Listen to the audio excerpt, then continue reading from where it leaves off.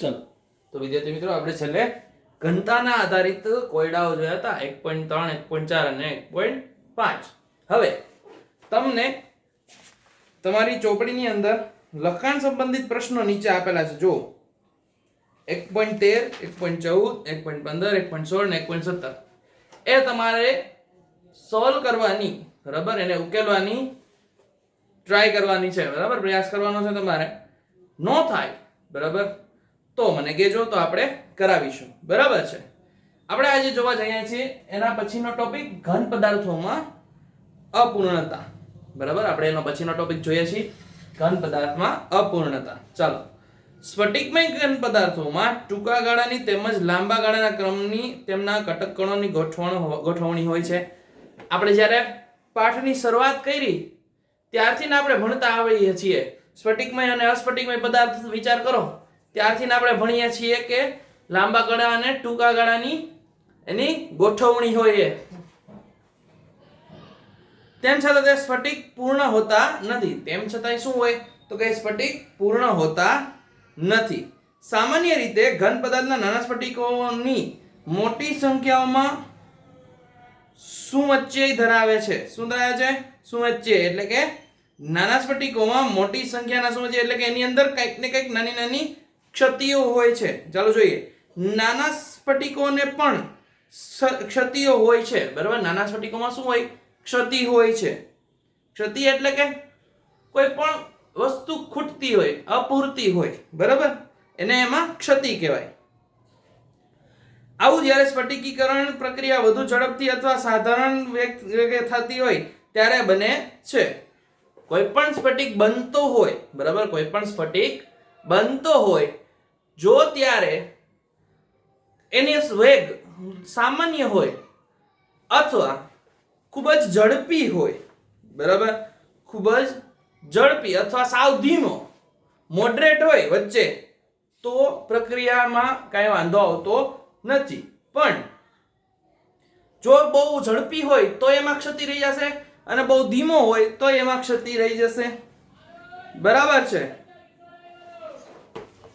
ચાલો પછી જોઈએ આગળ. ચાલો પછી તો કે એકલ સ્ફટિકો જ્યારે સ્ફટિકીકરણ પ્રક્રિયામાં ખૂબ જ ધીમા વેગ થતી હોય છે ત્યારે રચાય છે. તો કે એક જ સ્ફટિક ક્યારે રચાય? તો કે પ્રક્રિયા સાવ ધીમી ચાલતી હોય ને ત્યારે એક જ સ્ફટિક રચાય, બરાબર. એટલે એકાકી, એટલે કે એકલા એકલા સ્ફટિક રખડતા એવું બને. તેમ છતાં પણ આ સ્ફટિકો ક્ષતિથી મુક્ત હોતા નથી. તોય એમાં તો કંઈક ને કંઈક ક્ષતિ હોય જ છે. ક્ષતિઓ મૂળભૂત રીતે ઘટક કણોની ગોઠવણીની અનિયમિતતાઓ છે. શું છે? મેઇન પોઈન્ટ આપણો વાત અહીંયા આવે છે કે ક્ષતિઓ છે શું?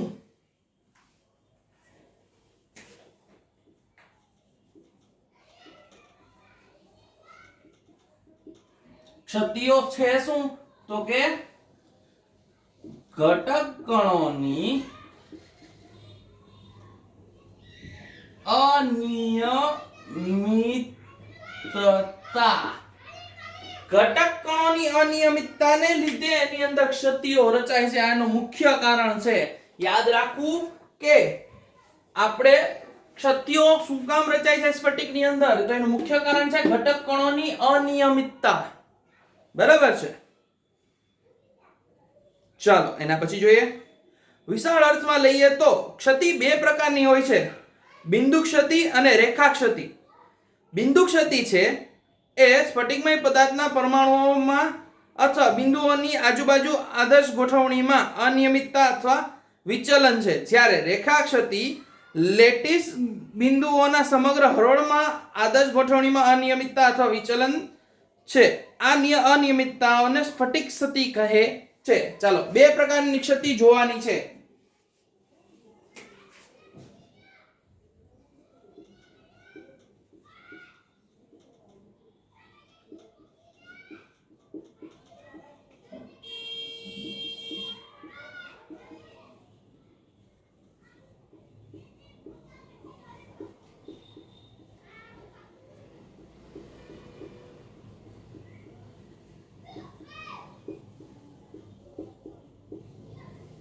બિંદુ ક્ષતિ અને રેખા ક્ષતિ. બિંદુ ક્ષતિ કેવી હોય તો કે કોઈ પણ સ્ફટિકમાં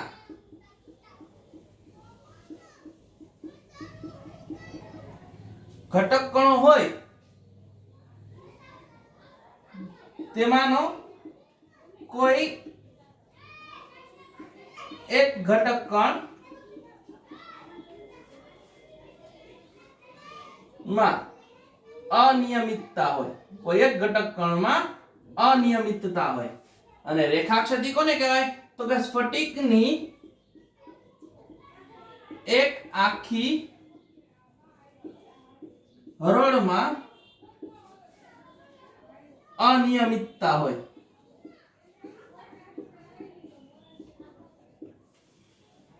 શું કે છે? બિંદુ ક્ષતિની અંદર સ્ફટિક ઘટક કણો તેમજ કોઈ પણ એક ઘટક કણમાં અનિયમિતતા હોય. શું હોય? કોઈ પણ એક ઘટક કણમાં અનિયમિતતા હોય. જ્યારે રેખા ક્ષતિ શું કહે છે તો કે સ્ફટિક અને એક આખી હરોળમાં અનિયમિતતા હોય તો એને રેખા ક્ષતિ કહે છે. આપણે આપણી ચર્ચામાં માત્ર બિંદુ ક્ષતિ પૂરતી જ મર્યાદિત રાખીશું. અત્યારે આપણે શું જોવાનું છે? ખાલી બિંદુ ક્ષતિ. બરાબર છે. ચાલો બિંદુ ક્ષતિના પ્રકાર. બિંદુ ક્ષતિ છે એ 3 પ્રકારમાં વર્ગીકૃત કરવામાં આવે છે: તત્વયોગમિતીય ક્ષતિ, અશુદ્ધિ ક્ષતિ અને બિન તત્વયોગમિતીય ક્ષતિ. બિંદુ ક્ષતિના 3 પ્રકાર છે.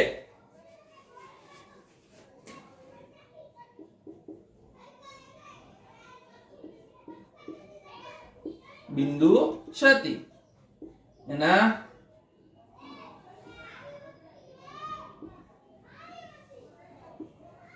3 પ્રકાર.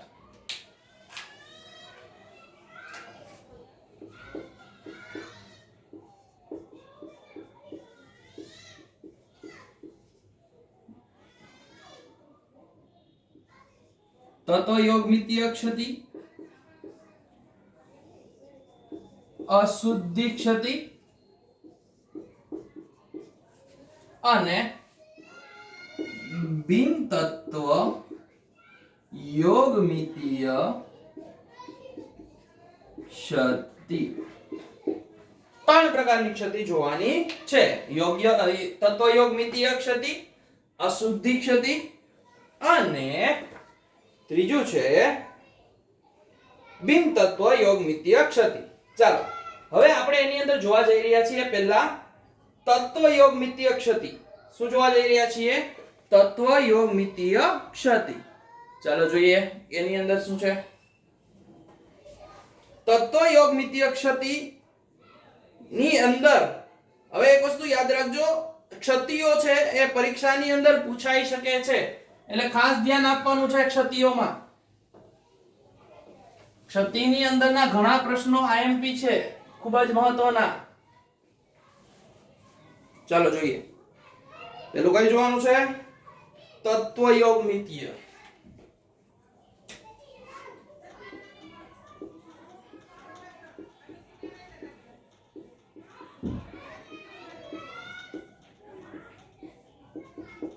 તત્વયોગમિતીય ક્ષતિ. ચાલો જોઈએ એની અંદર શું છે.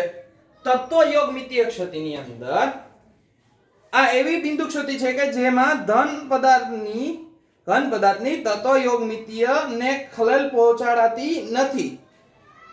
તેમને આંતર અથવા ઉષ્માગતિકીય ક્ષતિ પણ કહેવામાં આવે છે. શું કહેવાય તો કે આની અંદરના તત્વોને અથવા ઘટક કણોને કોઈ નુકસાન પહોંચાડવામાં આવતું નથી. બરાબર? નુકસાન પહોંચાડવામાં આવતું નથી એટલે આને શું કહેવાય? આંતર અથવા બીજું શું કહેવાય? ઉષ્માગતિકીય ક્ષતિ પણ કહેવામાં આવે છે. મૂળભૂત રીતે આ 2 પ્રકારની હોય છે: રિક્ત ક્ષતિ અને આંતરાલીય ક્ષતિ. તત્વયોગમિતીય ક્ષતિને 2 ભાગમાં વહેંચી શકાય છે.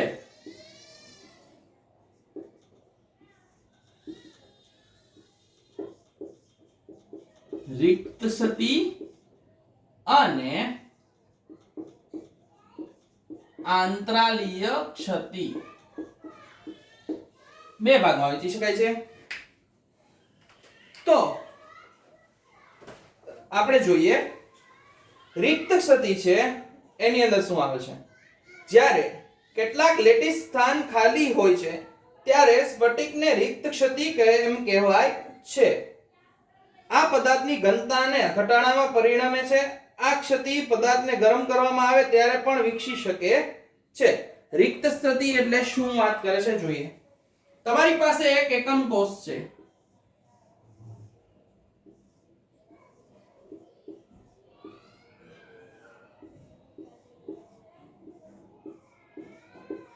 પરમાણુ ગોઠવાયેલા છે. આ એક ચોરસ છે, બરાબર.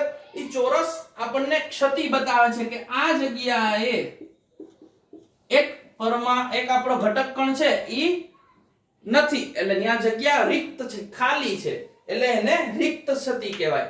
શું કહેવાય? રિક્ત સ્થિતિ. તો એના લીધે શું થશે? તો કે ઘનતામાં ઘટાડો થશે. બીજું શું થાય? તો કે જ્યારે પદાર્થને ગરમ કરવામાં આવે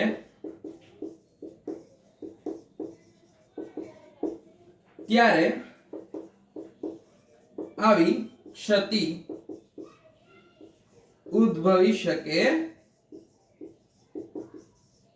છે. બરાબર છે? આ થઈ રિક્ત સ્થિતિ. બરાબર. રિક્ત સ્થિતિની અંદર આટલું જ આપેલું છે. એની ઘનતામાં શું થાય? ઘટાડો થાય. આ જગ્યા ખાલી પડે, આના લીધે શું થાય? અહીંયા ઘનતામાં ઘટાડો થાય અને ઘનતા ઘટે. બીજી વસ્તુ, જ્યારે ગરમ કરવામાં આવે ત્યારે પણ આવી ક્ષતિ ઉદ્ભવી શકે છે. આ વાત થઈ આપણે રિક્ત સ્થિતિની. ચાલો એના પછી જોઈએ આંતરાલીય ક્ષતિ. આંતરાલીય ક્ષતિ શું છે? તો કે જ્યારે કેટલાક ઘટક કણો આંતરાલીય સ્થાન મેળવે ત્યારે સ્ફટિકની આંતરાલીય ક્ષતિ છે એમ કહેવાય. આ ક્ષતિ પદાર્થની ઘનતા વધારે છે. રિક્ત અને આંતરાલીય ઉપર સમજાવ્યા પ્રમાણે બિન આયનીય ઘન પદાર્થ દ્વારા દર્શાવાય છે. આયનીય ઘનમાં હંમેશા વિદ્યુત તટસ્થતા જળવાઈ રહેવું જોઈએ. સામાન્ય રિક્ત અથવા આંતરાલીય ક્ષતિને બદલે આ ક્ષતિને ફ્રેન્કલ અથવા શોટકી તરીકે દર્શાવવામાં આવે છે. ચાલો જોઈએ શું કહે છે.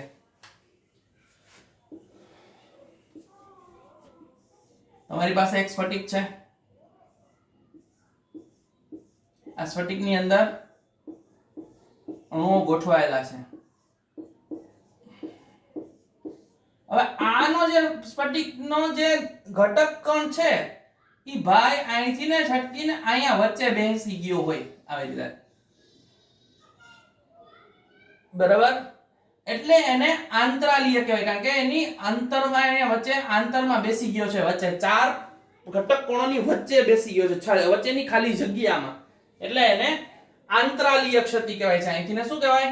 આંતરાલીય ક્ષતિ કહેવાય આને, કારણ કે અહીંયા વચ્ચે જઈને બેસી જાય છે. પછી આ ક્ષતિ પદાર્થની ઘનતાને શું કરશે? ઘનતામાં વધારો થાય છે. શું કામ વધારો થાય? કારણ કે જો ઘટક કણો વચ્ચે આવી જાય, ઘટક કણો વચ્ચે આવી જાય તો ઘનતા એકબીજાથી એનું અંતર કેવું થઈ ગયું? વધારે નજીક થઈ ગયું. એના લીધે એની ઘનતા કેવી થાય? વધે. બરાબર. અહીંથી તો ગાયબ થઈ જાય એટલે ઘનતા ઘટે છે. જ્યારે આમાં શું થશે? ઘનતા એની વધશે. બરાબર છે. ચાલો એના પછી જોઈએ રિક્ત અને આંતરાલીય ઉપર સમજાવ્યા પ્રમાણે બિન આયનીય. હવે સમજો. બિન આયનીય એટલે કે જેમાં આયનોની ક્યાંય વાત છે નહીં. આયનો એટલે કે ધન આયન ને ઋણ આયન એવું કઈ છે નહીં. જો એવી કઈ વાત ન હોય તો આ જે સ્ફટિક હોય એ વિદ્યુતીય તટસ્થ હોય. જો આયનો વાળી વાત હોય તો એને વિદ્યુતીય તટસ્થ હોવો જોઈએ.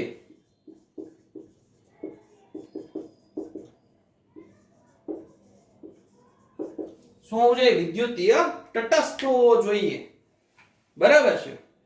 અને એટલે આપણે આને શોટકી અથવા ફ્રેન્કલ ક્ષતિના નામે ઓળખી શકીએ છીએ, કારણ કે આ બિન આયનીય છે અને આંતરાલીય ક્ષતિના બદલે તેને આ ક્ષતિને ફ્રેન્કલ અથવા શોટકી તરીકે પણ ઓળખી શકાય છે.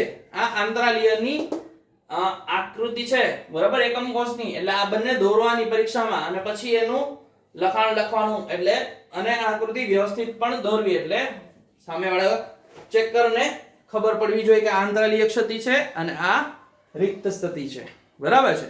ચાલો એના પછી જોઈએ ફ્રેન્કલ ક્ષતિ. આ ક્ષતિ આયનીય ઘન પદાર્થ દ્વારા દર્શાવાય છે. વધુ નાનો આયન પોતાના સામાન્ય સ્થાનમાંથી આંતરાલય સ્થાનમાં વિસ્થાપન અથવા સ્થાનભ્રંશ થયેલ હોય છે. શું કહે છે? તો કે આ ક્ષતિ આયનીય ઘન પદાર્થ દ્વારા વધુ નાનો આયન, ચાલો હવે ઈ શું કહે છે? ફ્રેન્કલ ક્ષતિ જોઈએ.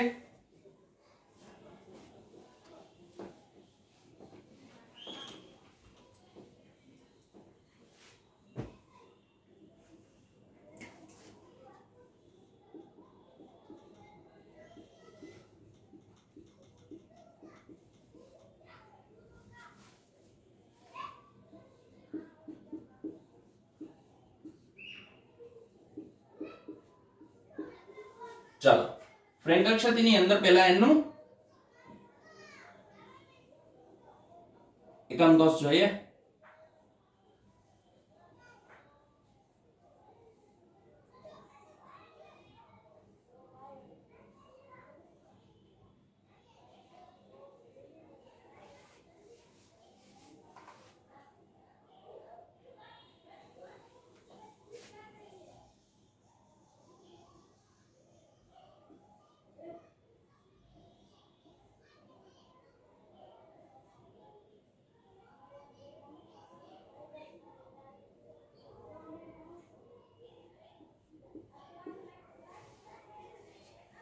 આની અંદર આપણે ધનાયન અને ઋણાયન કરવાના છીએ.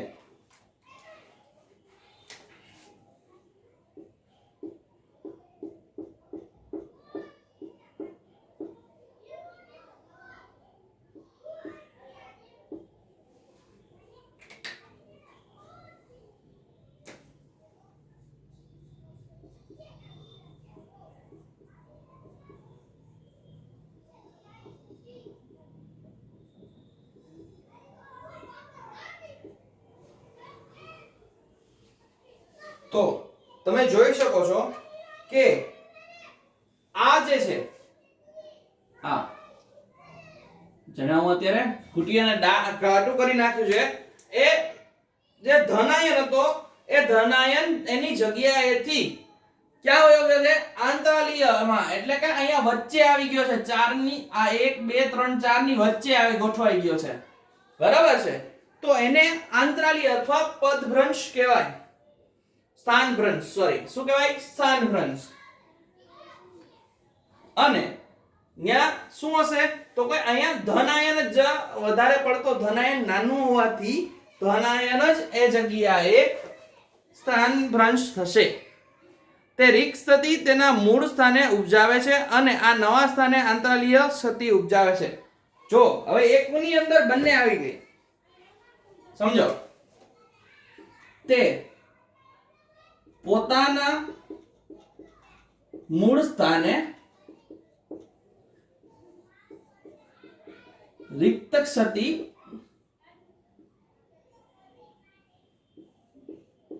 જન્માવે છે અને જ્યાં તે ગોઠવાય છે ત્યાં આંતરાલીય ક્ષતિ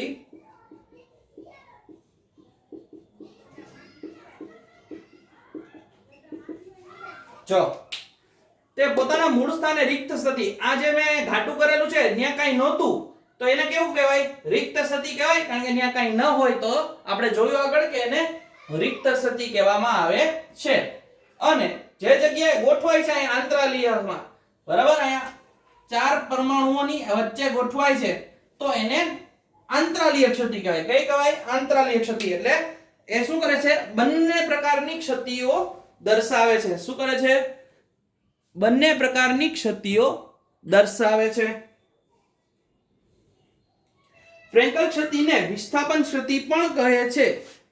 શું કહે છે?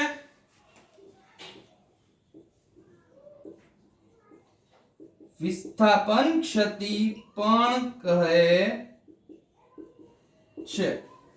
શું કહેવાય? એનું બીજું નામ શું છે? વિસ્થાપન ક્ષતિ. ઘણીવાર એવું પૂછ્યું હોય કે વિસ્થાપન ક્ષતિનું બીજું નામ, તો કોણ આવે? ફ્રેન્કલ ક્ષતિ. તે ઘન પદાર્થની ઘનતામાં ફેરફાર કરતી નથી. શું કરે? ફ્રેન્કલ ક્ષતિ પદાર્થની ઘનતામાં ફેરફાર કરતી નથી.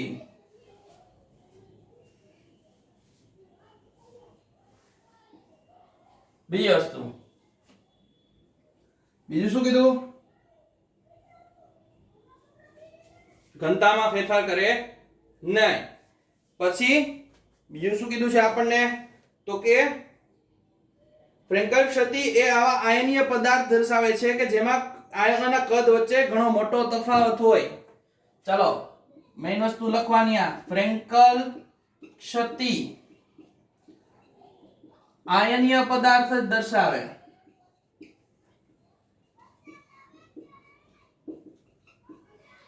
બીજી વસ્તુ, ફ્રેન્કલ ક્ષતિ છે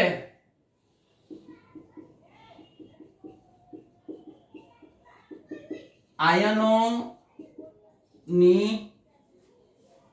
અથવા આયનોના કદમાં તફાવત ખૂબ જ મોટો હોય છે. કેવો હોય તફાવત? ખૂબ જ મોટો હોય છે. સમજાય આ વસ્તુ? બરાબર છે. ચાલો એના પછી જોઈએ. ઉદાહરણ તરીકે એના ઉદાહરણ આપેલા છે આપણને ZnS, AgCl, AgBr અને AgI, જેનું કારણ Zn+2 અને Ag+ આયનના નાના કદ છે.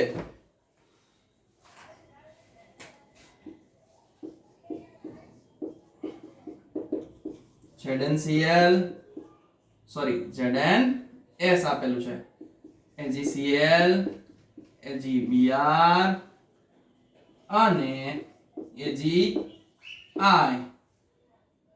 એનું પાછું કારણ શું? તો કે Zn+2 અને Ag+ ના નાના કદના લીધે. કોના લીધે? તો કે Zn+2 અને Ag+ ના નાના કદના લીધે આવું જોવા મળે છે. બરાબર છે. તો આને કહેવાય ફ્રેન્કલ ક્ષતિ. શું કહેવાય? ફ્રેન્કલ ક્ષતિ. બરાબર છે. ચાલો એના પછી જોશું આપણે શોટકી ક્ષતિ. શું જોશું? શોટકી ક્ષતિ. ચાલો શોટકી ક્ષતિમાં શું છે? તો કે એમાં એવું આપેલું છે, તે મૂળભૂત રીતે આયનીય ઘન પદાર્થોમાં રિક્ત ક્ષતિ છે. વિદ્યુત દક્ષતા જાળવી રાખવા માટે અનુપસ્થિત ધન આયન અને ઋણ આયનની સંખ્યા સરખી હોય છે. શું કીધું છે? તો કે આ કેવી ક્ષતિ છે? રિક્ત ક્ષતિ છે. ચાલો હવે શોટકી ક્ષતિ જોઈએ.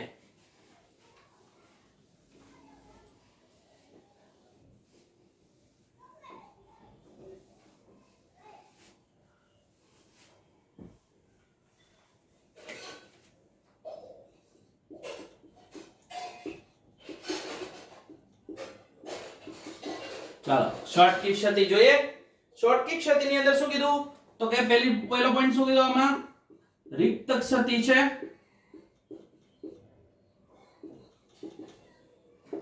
તેમાં ધન આયન અને ઋણાયનની ગુમ થવાની સંખ્યા સરખી હોય છે. એનું કારણ શું? તો કે આયનીય ઘન પદાર્થમાં વિદ્યુતીય તટસ્થતા જળવાઈ રહે તેના માટે બંને ની સંખ્યા કેવી હશે? ગુમ થવાની સંખ્યા, જે ઘટક કણો ગુમ થયા હશે કેવા હશે? સરખા હશે. ચાલો જોઈએ. એકમ કોષ છે,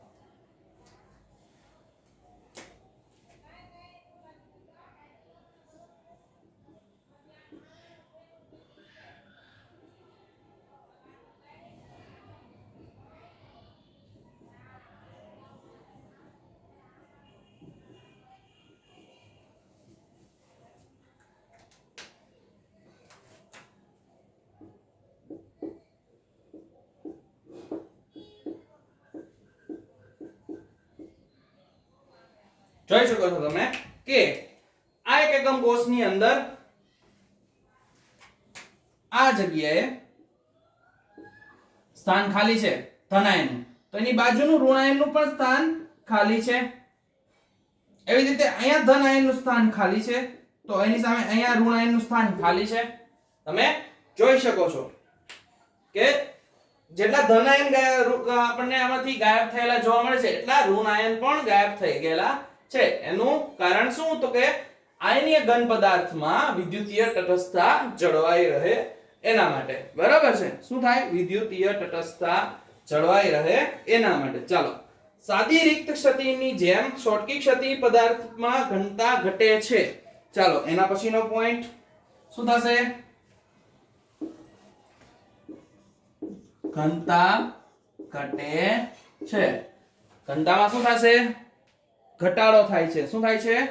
ઘટાડો થાય છે. પછી બીજું શું કીધું છે? તો કે આયનીય ઘન પદાર્થોમાં આવી ક્ષતિની સંખ્યા અર્થસૂચક હોય છે. આવી ક્ષતિની સંખ્યા અર્થસૂચક હોય છે. એટલે કે કહેવાનું આ એવું છે કે જેટલી આવી ક્ષતિ વધારે હશે એટલો જ એનો સ્ફટિક છે એ વધારે નબળો હશે. બરાબર? ક્ષતિ વધે એમાં શું થાય? તો કે સ્ફટિક છે એ નબળો પડતો જાય. NaCl માં ઉદાહરણ આપેલું છે આપણને. NaCl માં આશરે 10⁶ શોટકી ક્ષતિ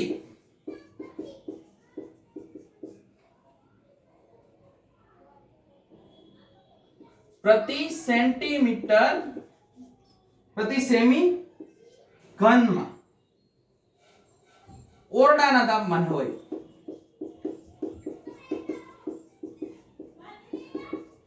એટલે કે ખાલી એવું હું કહું કે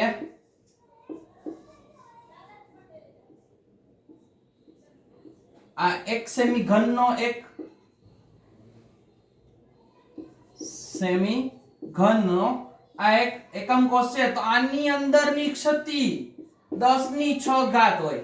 શોટકી ક્ષતિ આવડા કમતા નાનકડા બોક્સ ચોરસમાં એકમ કોષમાં પણ 10⁶ એટલે 10 ની પાછળ આમ 6 મીંડા લગાડી દેવાના એટલી ક્ષતિ હોય ઓરડાના તાપમાને. 1 સેમી ઘનની અંદર 1 સેમી ઘનની અંદર આશરે 10⁻22 આયનો હોય. બોલો, 1 સેમી ઘનની અંદર ખાલી 10⁻22 હોય. આથી દર 10⁻16 આયનો માં એક શોટકી ક્ષતિ હશે. બોલ આટલું છે. શોર્ટકી ક્ષતિ એ એવા આયનીય ઘન પદાર્થો દર્શાવે છે જેમાં ધનાયન અને ઋણાયન લગભગ સરખા સાઈઝના હોય. આપણે થોડા નાના મોટા કરેલા હતા, પણ જનરલી શોર્ટકી ક્ષતિની અંદર રિક્ત ક્ષતિ જેવું છે. એટલે રિક્ત ક્ષતિમાં કેવા હતા? સ્થાન બેના સાઈઝ કદ કેવા હતા? સરખા હતા. એમ આમાં પણ બેના કદ કેવા હશે? સરખા હશે. બરાબર છે. ઉદાહરણ તરીકે NaCl, KCl એના ઉદાહરણ છે.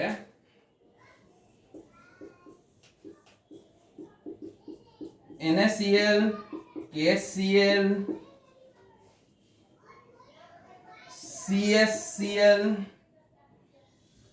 અને AgBr. પાછું AgBr છે એ ફ્રેન્કલ અને શોર્ટકી બંને પ્રકારની ક્ષતિ દર્શાવે છે. બરાબર છે. તો આ થઈ તત્વયોગમિતીય ક્ષતિ. આ બધી કેવી ક્ષતિ હતી? તત્વયોગમિતીય ક્ષતિ. હવે આપણે નેક્સ્ટ લેક્ચરમાં જોશું અશુદ્ધિઓ ક્ષતિ. અશુદ્ધિ ક્ષતિ જોવાના છીએ. બરાબર છે.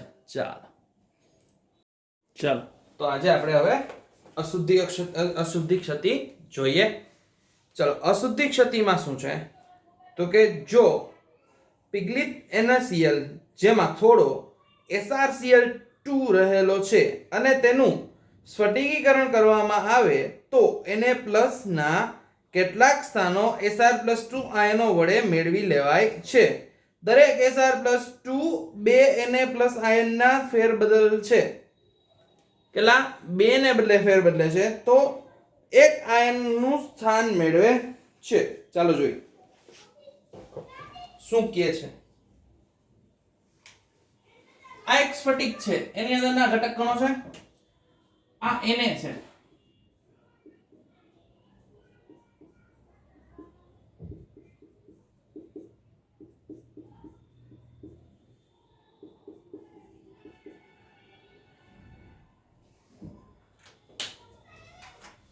આ Cl-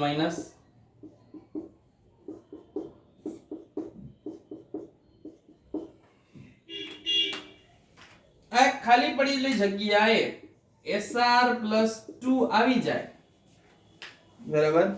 Sr+2 કઈ રીતે આવે છે? તો કે પિગલિત NaCl હોય એની અંદર SrCl2 ઓલરેડી થોડો ઘણા પ્રમાણમાં હોય અને એનું સ્ફટિકીકરણ કરવામાં આવે તો Na+ ના સ્થાનોની જગ્યાએ અમુક જગ્યાએ Sr+2 આવી જાય. તો Sr+2 નો આપણે વિદ્યુતભાર કેટલો છે? +2 અને Na નો કેટલો છે? +1. એટલે શું થાય? તો કે Sr+2 બે Na+ આયનને ફેર બદલે છે. કેટલાનું સ્થાન બદલશે? 2 નું. એટલે આમાં થશે શું? તો કે Sr+2 હશે ને તો આમાંથી હજી એક Na ગાયબ થઈ જશે અને આ જગ્યા ખાલી પડી રહેશે. શું થઈ જશે? ખાલી પડેલી રહેશે. બરાબર છે. તો એકની જગ્યાએ સ્થાન મેળવશે, જ્યારે બીજું કેવું રહેશે?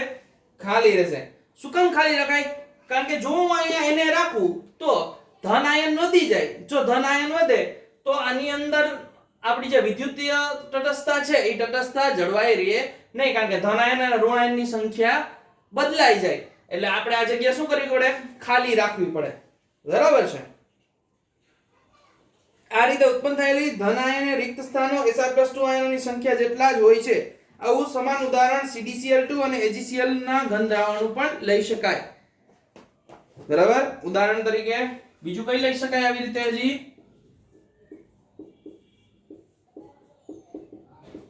CdCl2 અને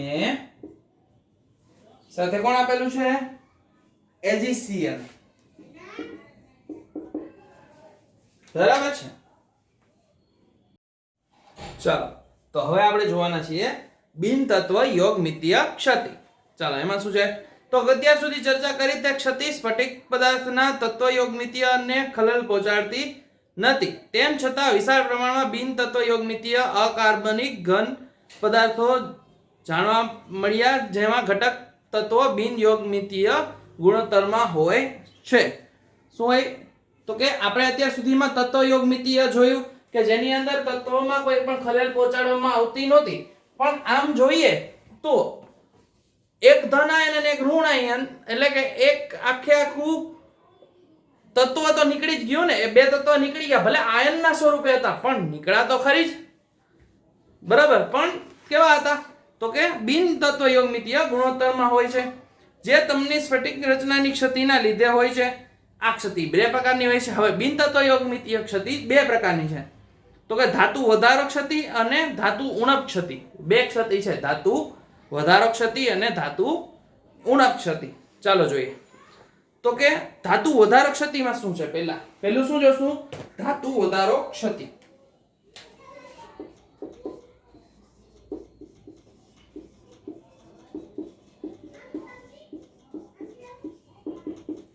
ધાતુ વધારો ક્ષતિ. ચાલો એની અંદર શું છે જોઈએ. તો ધાતુ વધારો ક્ષતિમાં એનાનીય એટલે કે ઋણ આયન રિક્ત સ્થાનોને કારણે ધાતુ વધારો ક્ષતિ જોવા મળે છે. કોના લીધે જોવા મળે? તો કે ઋણ આયનીય રિક્ત સ્થાનોના કારણે. જોઈએ શું છે. NaCl અને KCl જેવા આલ્કલી હેલાઇડ આ પ્રકારની ક્ષતિ દર્શાવે છે. ઉદાહરણ પહેલા જ આપી દીધા છે કે ધાતુ વધારો ક્ષતિના ઉદાહરણ કોણ છે? તો કે NaCl અને KCl. હવે જોઈએ શું કહે છે. જ્યારે સોડિયમ ક્લોરાઇડના સ્ફટિકને સોડિયમ બાષ્પના વાતાવરણમાં ગરમ કરવામાં આવે છે ત્યારે સોડિયમ પરમાણુઓ સ્ફટિકની સપાટી ઉપર જમા થાય છે. Cl- સ્ફટિકની સપાટી પર પ્રસરણ પામે છે અને Na પરમાણુ સાથે સંયોજાય અને NaCl આપે છે. આ સોડિયમ પરમાણુઓમાંથી Na+ આયન બનવાથી ગુમાવતા ઇલેક્ટ્રોનના લીધે બને છે. શું થાય? તો સોડિયમમાંથી શું થશે? ગરમીના લીધે એક ઇલેક્ટ્રોન ત્યાંથી છૂટો પડી જશે. એ ઇલેક્ટ્રોન શું કરશે? તો ઇલેક્ટ્રોન છૂટો પડી જાય અને Na+ બનશે. સોડિયમ કેવું બને? ધન આયન બનશે. ચાલો આ સોડિયમ પરમાણુ Na+ આયન બનવાથી ગુમાવતા ઇલેક્ટ્રોનના લીધે બને છે. આ છૂટો પડેલો ઇલેક્ટ્રોન સ્ફટિકમાં પ્રસરે છે અને એનાનીય સ્થાન રોકી લે છે. શું કરશે? તો કે ઋણ આયનની જે જગ્યા છે એ કોણ રોકી લેશે? ઇલેક્ટ્રોન રોકી લેશે. ચાલો જોઈએ. એક આપણે આપણો સ્ફટિક બનાવીએ અને જોઈએ શું કહે છે.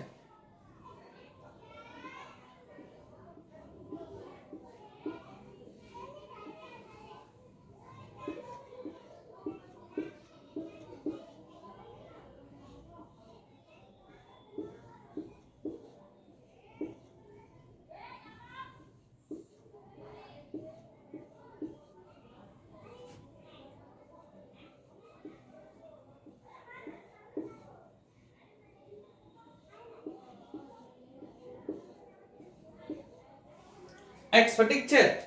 હવે સ્ફટિકની અંદર આપણે ધનાયન ઋણાયન છે.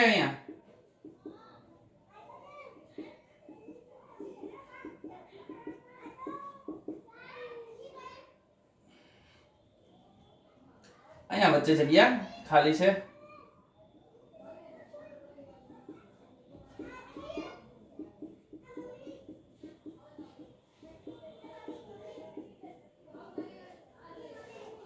બધી જગ્યાએ ધનાયન આવી ગયા. ઋણાયનની વાત કરીએ.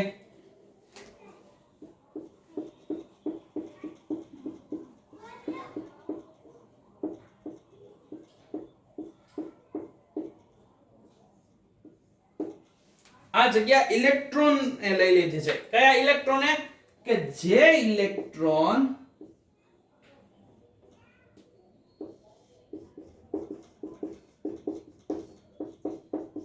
સોડિયમ માંથી છૂટો પડી Na+ બનાવે છે કે જે Cl સાથે જોડાય NaCl આપે છે. સમજાય અહીંયા સુધી? ચાલો એના પછી જોઈએ.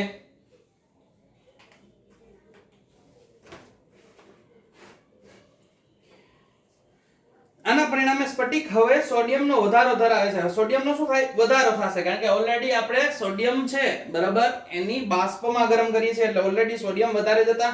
હવે અયુગ્મિત ઇલેક્ટ્રોન દ્વારા રોકાયેલ ઋણ આયન સ્થાનોના F સર્જન કહે છે. શું કરે છે? F કેન્દ્ર. F કેન્દ્ર આને શું કહેવાય? F કેન્દ્ર કહેવાય. તે NaCl ના સ્ફટિકને પીળો રંગ આપે છે. આ F કેન્દ્રને લીધે સ્ફટિકનો કલર કેવો થઈ જશે? પીળો થઈ જશે. કેવો થઈ જાય છે? પીળો. આ રંગ જ્યારે સ્ફટિક તેના પર પડતા દ્રશ્ય પ્રકાશમાંથી ઊર્જા શોષે છે ત્યારે ઉત્તેજિત થતા ઇલેક્ટ્રોનના લીધે હોય છે. શું થાય? તો કે આ જે આવા ઇલેક્ટ્રોન છૂટા પડેલા હશે ઈ ઇલેક્ટ્રોન સૂર્યપ્રકાશમાંથી ઊર્જા મેળવશે અને શું કરશે? એવા પીળો પ્રકાશ અથવા પીળો પ્રકાશ ઉત્સર્જિત કરશે. તેવી જ રીતે LiCl ના સ્ફટિકને વધુ લિથિયમ આછો ગુલાબી અને KCl ના સ્ફટિકનો પોટેશિયમ જાંબલી બતાવે છે. પાછા બીજા ઉદાહરણ આવ્યા. LiCl કેવો કલર આપે? ગુલાબી. અને બીજો કયો કલર કીધો? KCl કેવો કલર આપશે? જાંબલી કલર આપે. કેવો કલર આપે? જાંબલી કલર. બરાબર. એ કેવો કલર ઉત્સર્જિત કરશે? જાંબલી કલર ઉત્સર્જિત કરશે. ધાતુ વધારો ઉણપ જે આંતરાલીય સ્થાનો પરના વધારાના ધનાયનને કારણે હોય છે. ઝિંક ઓક્સાઇડને ઓરડાના તાપમાને સફેદ રંગ હોય છે. જ્યારે તેને ગરમ કરવામાં આવે છે તે ઓક્સિજન ગુમાવે છે ત્યારે કેવો થઈ જાય? પીળો બને છે. બરાબર. એટલે શું થયું? તો કે ઝિંક હોય, ઝિંક ઓક્સાઇડ, એને હું ગરમ કરીશ એટલે ઝિંક છૂટો પડી જશે અને ઓક્સિજન છૂટો પડી જશે. તો આ જે ઝિંક છૂટો પડે છે એના લીધે ગરમ કરવાથી શું થઈ જાય? એનો કલર પીળો પડી જાય છે. કેવો થઈ જાય છે? પીળો પડી જાય છે. જ્યારે ઝિંક ઓક્સાઇડ કેવું હોય? સફેદ હોય છે. અને બે ઇલેક્ટ્રોન શું થશે? છૂટા પડી જશે. આમાંથી શું પડશે? હજી બે ઇલેક્ટ્રોન છૂટા પડશે. હવે સ્ફટિકમાં ઝિંકનો વધારો હોય છે તેનું સૂત્ર કઈ રીતે હશે? તો કે Zn1 plus x. શું હશે? Zn1 plus x O. આ એનું સૂત્ર છે. વધારાના Zn+2 આયન આંતરાલીય સ્થાન તરફ ખસે છે અને ઇલેક્ટ્રોન પાડોશી આંતરાલીય સ્થાન તરફ ખસે છે. બરાબર. એટલે ઝિંક પણ શું કરશે? આંતરાલીય સ્થાન બાજુ ખસશે અને ઇલેક્ટ્રોન પણ શું કરશે? આંતરાલીય સ્થાન બાજુ ખસે છે. એનાથી વિરુદ્ધ દિશામાં ખસતો હોય પણ. બરાબર છે. ચાલો એના પછી જોઈએ ધાતુ ઉણપની ક્ષતિ. હવે શું જોવાનું છે? ધાતુ ઉણપની ક્ષતિ. આ શું હતું? ધાતુમાં વધારો. હવે ધાતુની ઉણપ થતી હોય તો શું થાય?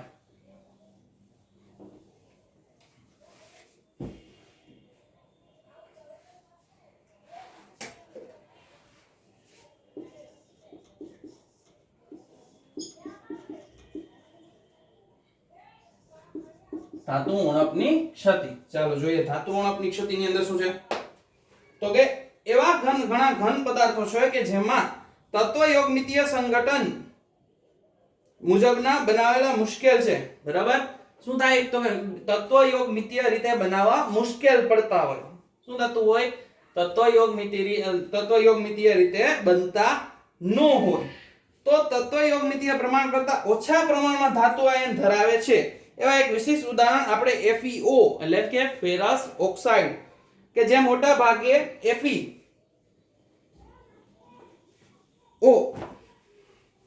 એનું ઉદાહરણ છે FeO. પણ આ જે Fe છે ઈ એક પૂરો નહીં હોય. કેટલો હશે? 0.95 હશે. એમાં ધાતુનો શું છે? એટલો ધાતુની શું છે? એટલી ઉણપ છે. 0.05% ની ઉણપ છે. ખરેખર તે હવે આ પાછું સરેરાશ લીધેલું છે. એની રેન્જ છે 0.93 થી